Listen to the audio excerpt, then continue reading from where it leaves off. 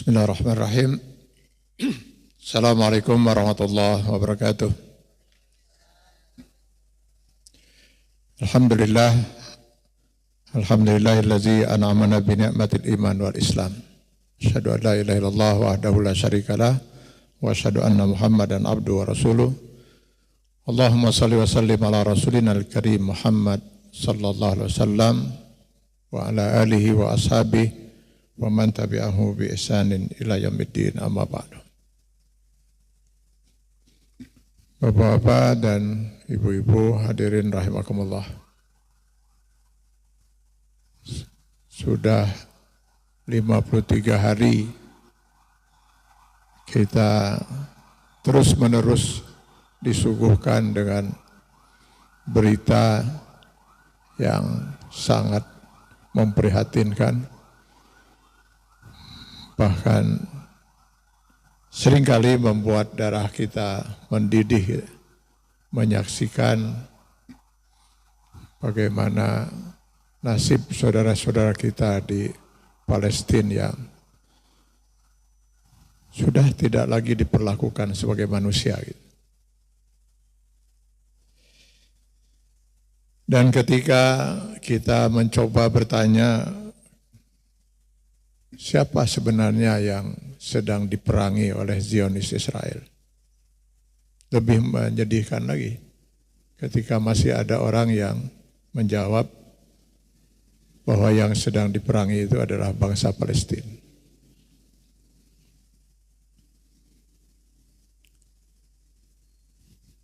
Padahal kalau kita merujuk kepada Quran surah Al-Hujurat ayat 10, innamal mu'minuna ikhwah. Sesungguhnya orang mukmin itu adalah bersaudara. Yang oleh Rasulullah SAW lebih jauh digambarkan hubungan kita sesama mukmin itu kal jasadil wahid, bagaikan satu tubuh.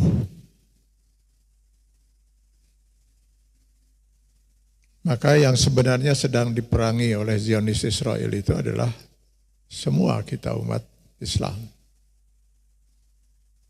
Saudara-saudara kita di Palestina itu adalah bagian kecil dari tubuh kita umat Islam. Ya, kecuali kalau ada orang yang tidak merasa mukmin gitu.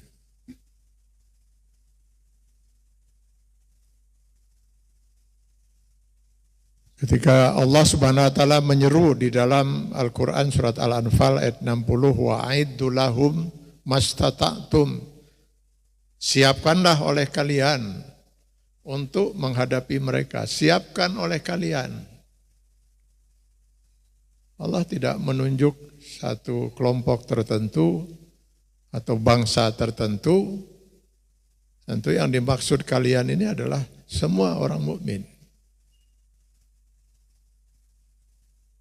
Mastata'tum, apa yang kalian mampu lakukan untuk membantu bagian tubuh kita yang sedang dizolimi, dianiaya itu. Tentu masing-masing hanya dituntut oleh Allah Subhanahu wa taala berbuat sesuatu dalam batas kemampuan. Mastata'tum, apa yang mampu kalian lakukan.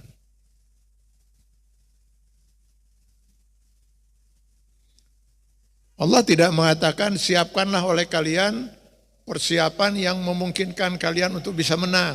Tidak. Karena kemenangan itu yang akan menentukan adalah Allah Subhanahu wa taala. Di Quran surat As-Saffat ayat 173 Allah menyatakan fa inna jundana lahumul ghalibun. Sesungguhnya tentara kamilah, kata Allah, yang pasti akan menang. Siapa jundana itu? Tentara Allah itu. Tentu bukan hanya Hamas yang dimaksud itu. Tapi jundullah itu ya semua kita yang mengaku mukmin itu.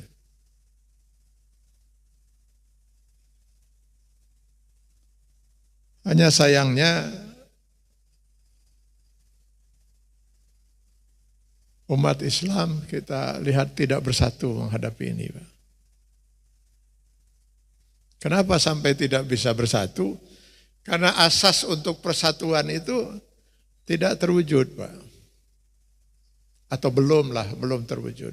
Mudah-mudahan segera terwujud. Allah menetapkan asas untuk terwujudnya persatuan dan kesatuan umat Islam ini minimal harus ada 2 asas yang ditegakkan. Itu dinyatakan di Quran surah Al-Imran 103 yang juga tadi dibacakan oleh qori kita. Di mana Allah menyatakan wa'tasimu bihablillahi jami'a. Jadi ada 2 asas yang harus mutlak dipenuhi untuk terwujudnya persatuan dan kesatuan umat ini. Yang pertama adalah adanya titik tujuan yang sama. Yaitu sama-sama mencari ridha Allah. Itu tujuannya. Dan yang kedua adanya derap langkah yang sama, pedoman yang sama untuk bisa mencapai titik tujuan itu. Yaitu berpegang pada pedoman Al-Quran dan Al-Hadis, sunnah Rasulullah SAW.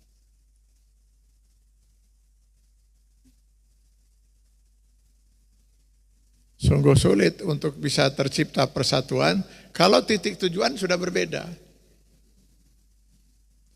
Jangankan untuk menyatukan umat yang jumlahnya di dunia ini mencapai 2 miliaran.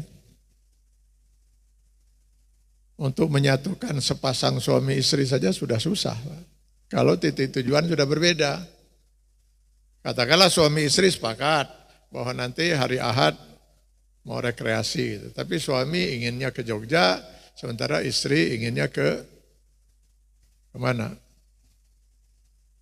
Misalnya ke Bali gitu. Dia nggak akan pernah bersatu. Kalaupun sepakat kedua-duanya, oke lah kita ke Jogja. Cuman suami ingin perginya hari Sabtu, sementara istri maunya hari Ahad. Ya nggak akan bersatu lagi. Sepakat misalnya hari Ahad, tapi yang satu ingin pagi-pagi, yang satu ingin agak siang. Enggak akan mungkin bersatu. Sepakat mereka berdua berangkat pada subuh, tapi yang satu ingin pakai kendaraan umum, yang satu lagi ingin kendaraan pribadi. Enggak mungkin juga bisa bersatu.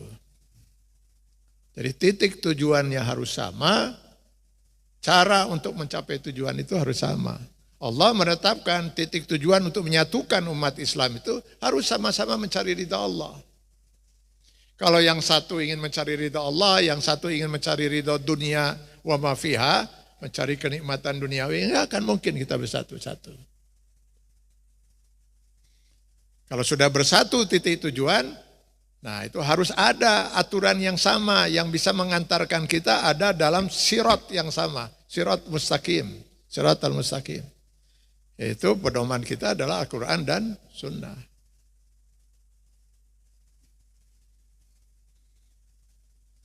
Maka tidak mungkin bisa bersatu kalau hanya bajunya saja yang sama, baju Islam. Tetapi ruhnya tidak sama. Pasti tujuannya pun berbeda. Maka sungguh sangat mengejutkan bagi Rasulullah SAW dan para sahabat ketika menjelang perang Uhud. Ternyata dari pasukan umat Islam yang disiapkan 1.000 orang itu, 300 diantaranya adalah orang-orang munafik. Orang-orang yang kafir namun selama ini memakai baju Islam.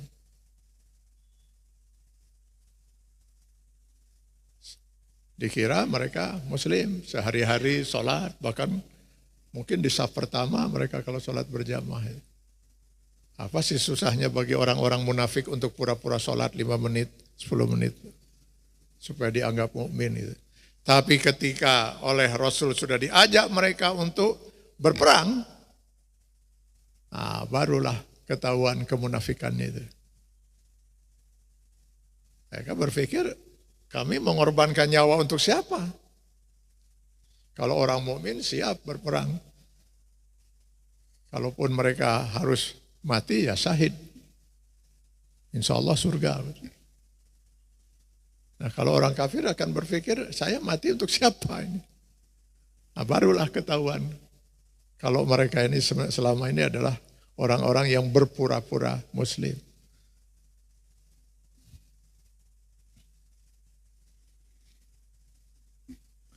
Jadi kendati memang akan sulit kita untuk bisa mengetahui keberadaan orang-orang munafik yang ada di sekeliling kita. Tapi suatu saat pasti Allah akan buka itu. Silakan baca Quran surat Muhammad ayat 30. Walau nasa'u la arainakahum fala riftahum bisimahum wala ta'rifannahum fi lahnil qaul.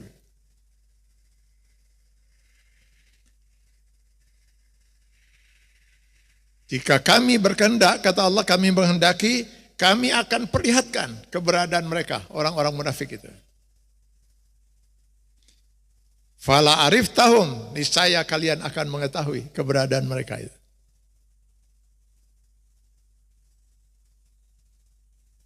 Dengan apa? Bisimahum, dengan tanda-tanda yang Allah akan tampakkan kepada kita. Wala ta'rifannahum fi lahnil qaul, dan niscaya kalian akan bisa mengenal mereka, orang-orang munafik itu, dari kiasan-kiasan ungkapan mereka itu. Jadi kemunafikan itu kan susah kita tebakkan karena berada di dalam hati seseorang kan itu. Sementara kita tidak bisa menyelami hati orang lain.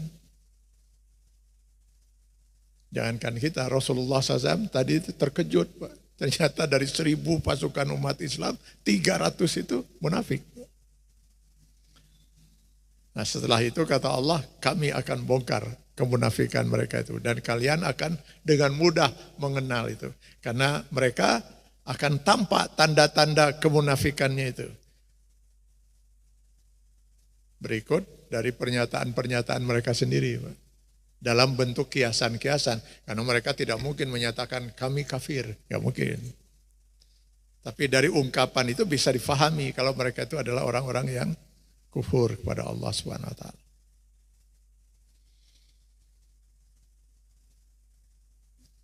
Nah kepada mereka-mereka yang memang tidak beriman itu, tidak terpanggil untuk berjihad membela saudara-saudaranya yang sedang terzolimi, ya tentu tidak ada masalah. Karena memang jihad ini hanya diwajibkan bagi orang-orang mukmin, Pak. Jadi kalau merasa tidak mukmin, ya nggak perlu berjihad.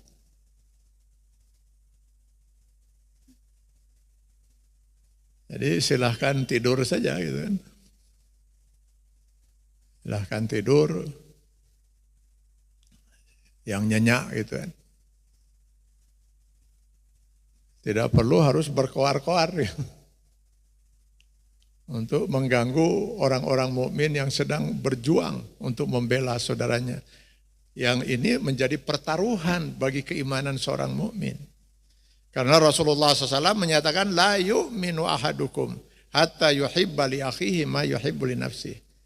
Tidak beriman seseorang di antara kalian, kata Rasulullah SAW. Arti secara harfiahnya jelas itu, tidak beriman. Loh, kalau tidak beriman apa? Ya kafir. Walaupun sebagian ulama hadis ada yang mengartikan yang dimaksud di sini bukan menafikan keimanan secara utuh, tapi kesempurnaan iman. Sehingga mereka mengartikan hadis itu tidak sempurna keimanan seseorang. Kalau dia belum bisa mencintai saudaranya sesama mukmin seperti cinta dia pada dirinya sendiri. Ada saudara kita sakit, seolah-olah kita sendiri yang sedang sakit. Maka kita akan berusaha menolong saudara kita yang sakit itu seperti kita akan lakukan kalau diri kita sendiri yang sedang sakit. Kalau belum tertanam perasaan seperti itu, belum beriman seseorang, kata Rasulullah, atau paling tidak belum sempurna keimanan seseorang.